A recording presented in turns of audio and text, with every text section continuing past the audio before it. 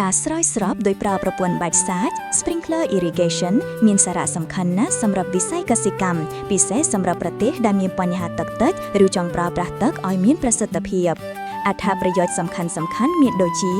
មូលប្រើប្រាស់ទឹកមានប្រសិទ្ធភាពស្រោចស្រពត្រឹមត្រូវនិងស្មើគ្នាទៅលើផ្ទៃដីកាត់បន្ថយការខាតបង់ទឹកដោយសារការស្រូបទឹកចូលដីឬហូរចិនសមស្របសម្រាប់តំបន់ដែលមានខ្វះទឹកឬត្រូវការគ្រប់គ្រងការប្រើទឹក2សមស្របសម្រាប់ដំណាំជាច្រើនប្រភេទអាចប្រើសម្រាប់ដំណាំបន្លែពោតស្រូវប្រាំងផ្កានិងដំណាំបន្លែផ្សេងអាចប្រើបានលើដីស្រួលឬដីពិបាកស្រូបទឹក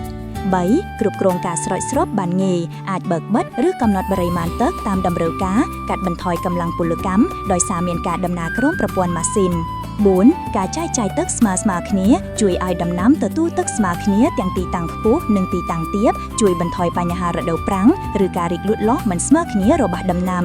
5អាចប្រើសារធាតុជីឬថ្នាំការពារអាចលាយជីឬថ្នាំបាញ់ពង្រឹងដំណាំតាមប្រព័ន្ធទឹក fertigation កាត់បន្ថយការខាតបង់ជីនិងថ្នាំ6សមស្របសម្រាប់គ្រោះស្នាក់ឋានដីអាចប្រើលើដីដែលមិនស្មើឬតំបន់មានចំណោទ